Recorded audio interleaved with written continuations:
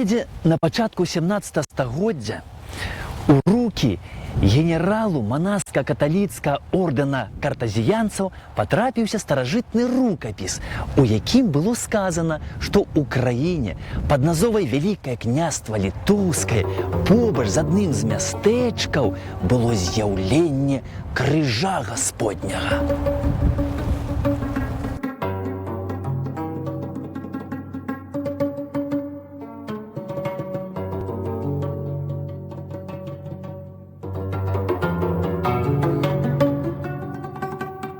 А паколькі дэвіз ордэна крыж стаіць, пакуль зямля круціцца, то яны вырашылі прыехаць у Вялікае княства Літоўскае, знайсці там тое месца і на тым месцы пабудаваць кляштар картазіянцаў. Дарэчы, картазіянскі ордэн манаскі і па сённяшні дзень лічыцца адной з самых таямнічых арганізацый у свеце. Яны нават сёння трымаюць у тайне, як ім, французскім манахам, удалося на Беларусі пабудаваць адзін з самых буйнейшых у свеце картазіянскіх кляштароў.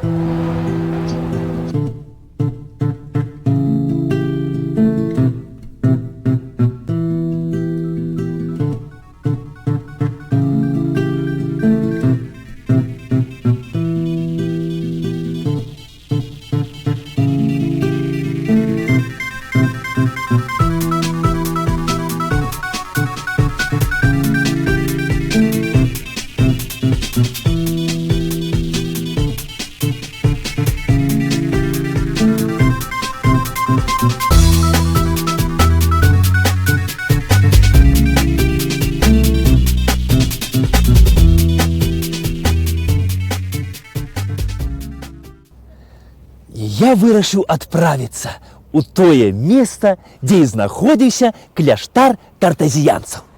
Горад Бяроза, Брэсцкая вобласць, Рэспубліка Беларусь. Дзень добры, панове!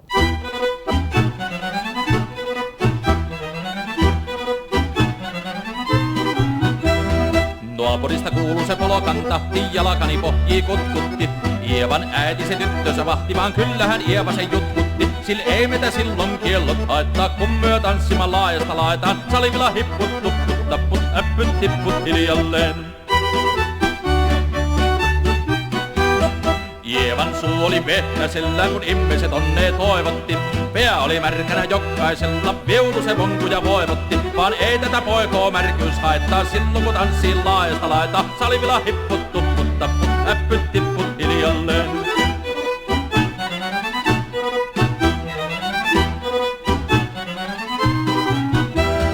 Ievan äiti se kammarissa virsiä veisata huijutti. Kun tämä poika naapurissa ämmän tyttyyn ujutti. Sillä ei tätä poikoo ämmät haittaa, silloin kun laskoo laajasta laitaan. Salivilla hupput, tipput, tapput, äppyt, tipput hiljalleen.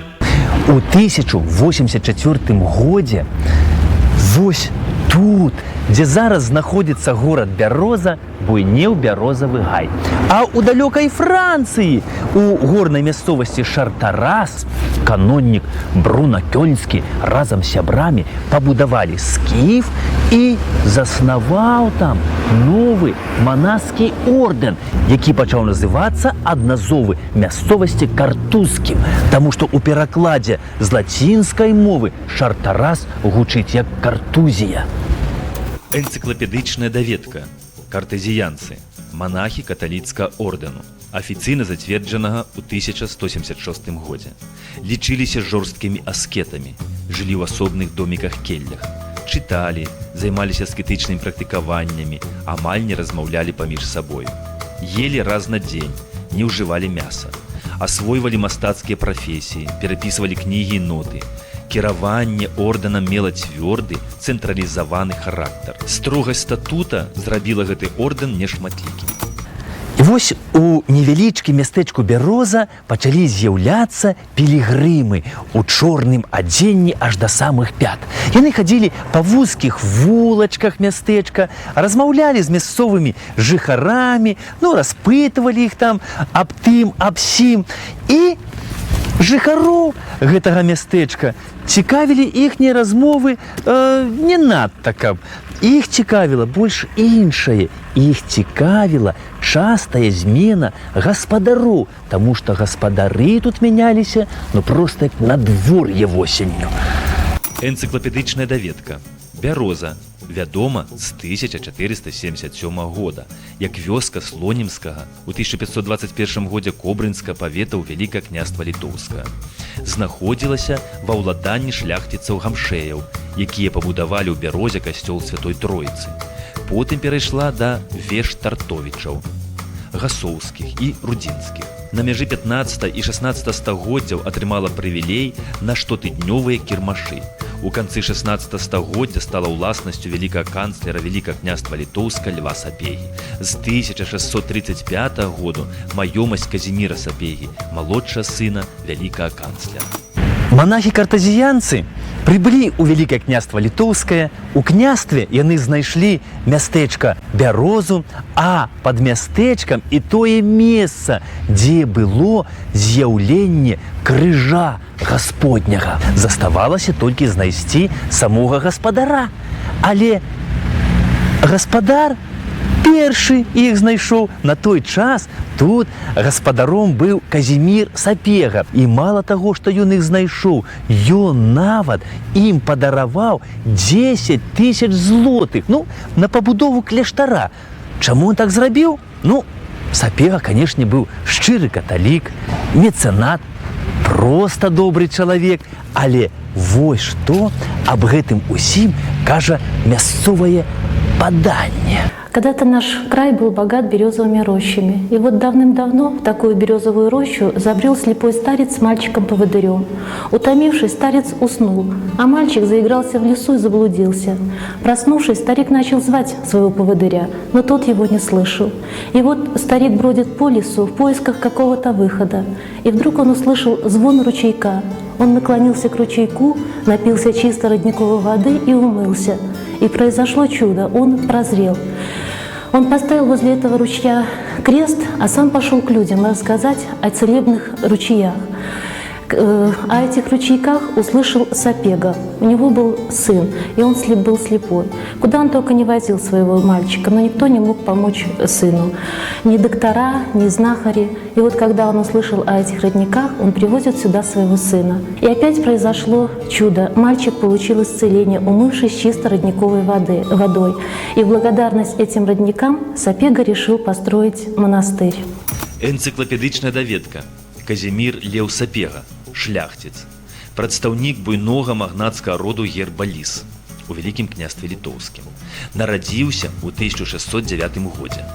Вучыўся ў Віленскай акадэміі, езуіцкім калегіуме ў Мюнхене, Інгальштадтскім, Лёвенскім, Балонскім універсітэтах. З 1645 года займаў пасаду падканцлера ВКЛ. Па ініцыятыве Казіміра Сапегі на тэрыторыі Вялікага княства Літоўска былі пабудаваны шматлікія касцёлы і кляштары. Самы першы камень у падмурак картазіянскага кляштара быў закладзены ў 1648 годзе. Пры закладцы кляштара прысутнічалі луцкі біскуп Анджэй Гембінскі, рымскі нунцый, ксёндз Ян де Торас, і вядома ж, фундатар гэтага кляштара Казімір Сапега. Комплекс кляштара картазіянцаў будаваўся каля 40 гадоў.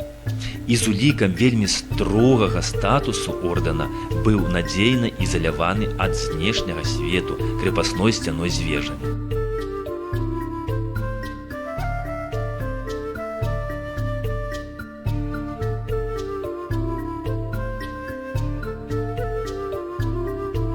Трапіць у кляштар маглі толькі выбраныя, ды і тое праз магутную браму з байніцамі.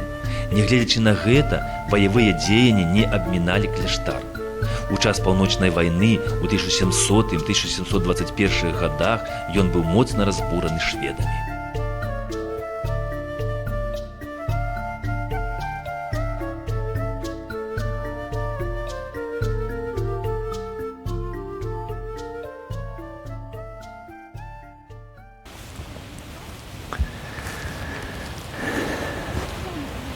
У 17-18 стагоддзі Вось гэты кляштар лічыўся адным з самых багацейшых кляштароў Рэчы Паспалітай і Вялікага княства Літоўска.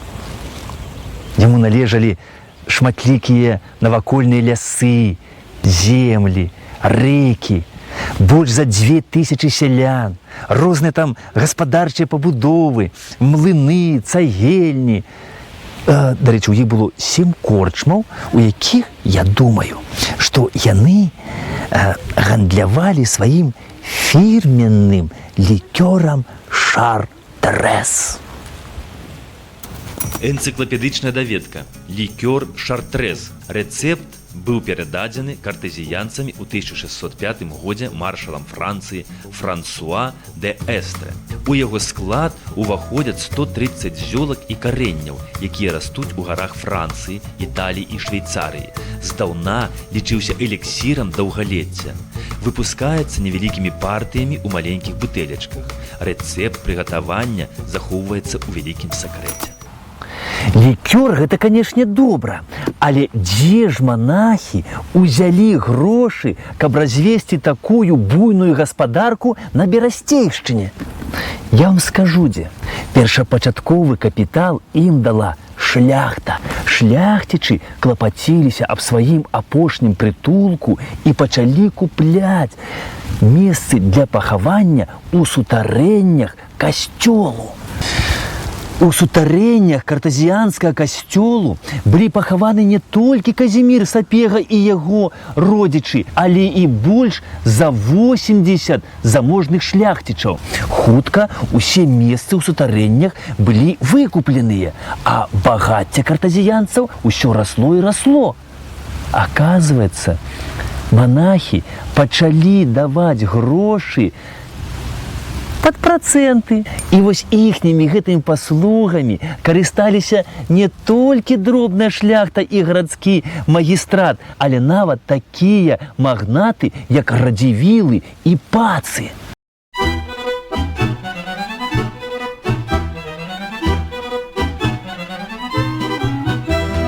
Naapurista kuuluu se polokanta, jalkani pohjii kutkutti. Ievan äiti se tyttönsä vahti, vaan kyllähän Ieva se jutkutti. Sillä ei meitä silloin kiellot haittaa, kun myö tanssimaan laajasta laitaan. Salivilla hipput, tupput, tapput, äppyt, tipput hiljalleen. Ievan suu oli vehnäsellä, kun ihmiset onnea toivotti.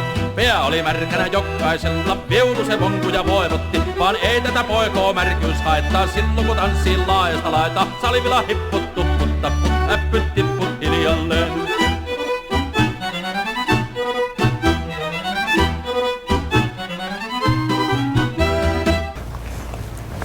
Я вось здзіўляюся, як гэта манахі, маючы такі статут, змаглі так разбагацець. За сцены кляштара маглі выходзіць толькі адзінкі. Паміж сабою яны не размаўлялі. Яны казалі, што Бог нам даў язык, каб мы звярталіся да яго, а паміж сабою мы абыдземся малым. А яшчэ кажуць, што у картэзіянцаў не было агульнага памяшкання для трапезнай, а кожны з манахаў гатаваў ежу сабе сам, а прадукты падавалі ім у такое спецыяльнае акенца, якое было зроблена такім чынам, каб манах не бачыў таго, хто прынёс яму гэтыя прадукты.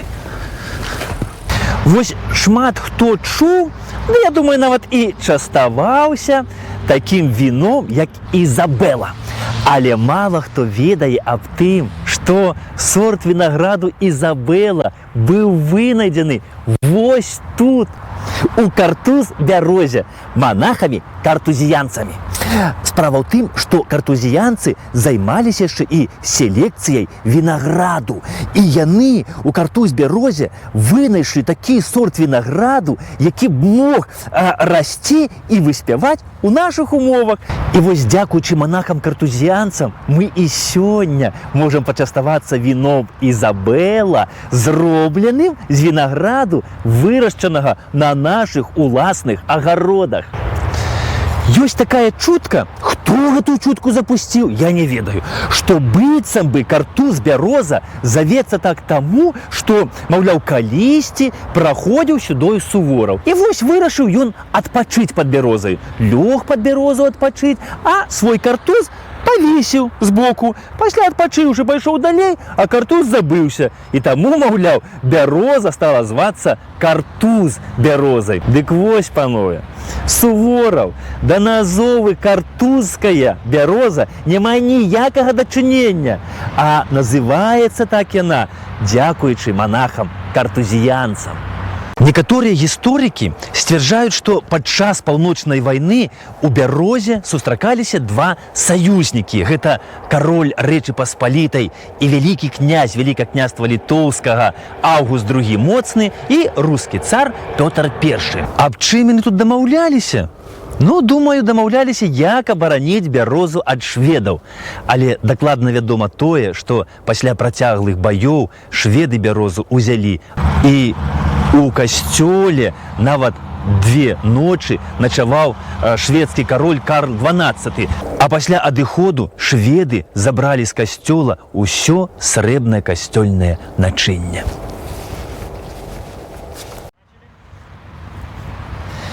У 1834 годзе вось тут, у бярозе картузскай, служыў у артылерыі рускі паруччык Михаил Бакунин, бацька рускіх анархістаў.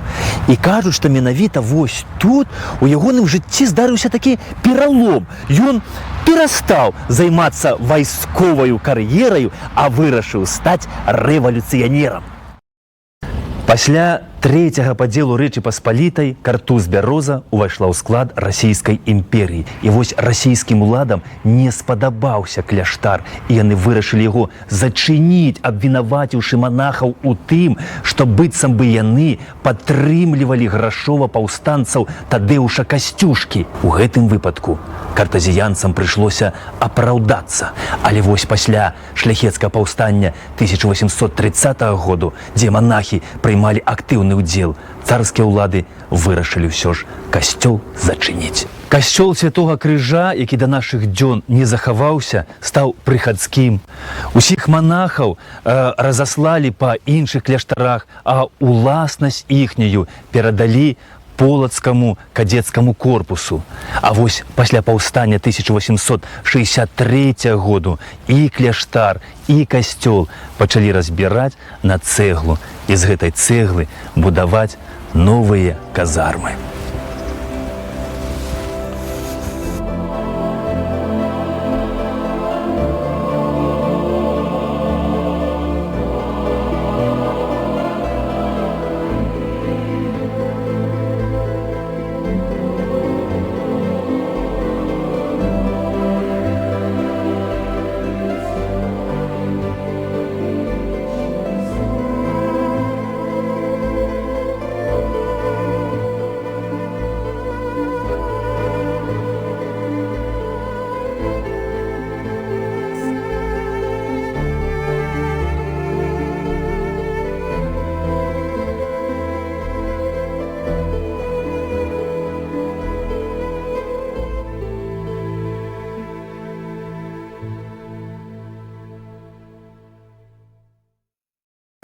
Калі картуз бяроза ўваходзіла ў склад Польшчы, то ў 1934 годзе палякі ў сценах кляштара арганізавалі канцэнтрацыйны лагер для палітвязняў і кажуць, што утрымлівалі яны іх там у вельмі жорсткіх умовах. А падчас Другой сусветнай вайны ў сценах кляштара фашысты расстралялі больш за 2000 мірных жыхароў.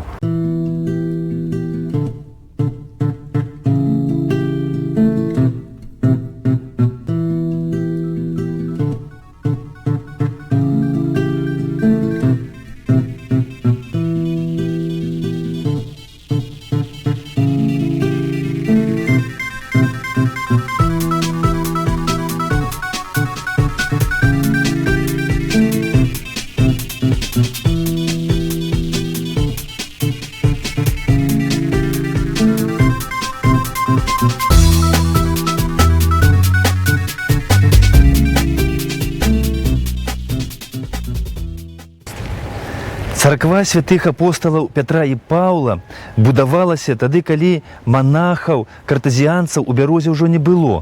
Будавалі царкву ў другой палове 19 стагоддзя. Аўтар і фундатар засталіся невядомымі.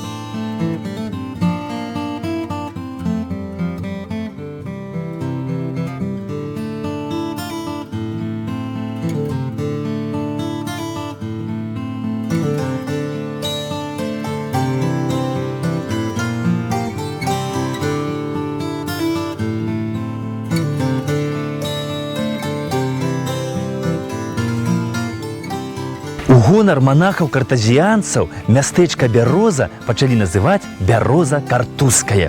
І гэтая назова праіснавала аж да 1940 году. Зараз мястэчка завецца проста Бяроза, але старая назова засталася на чыгуначнай станцыі, якая так і называецца Бяроза Картузская.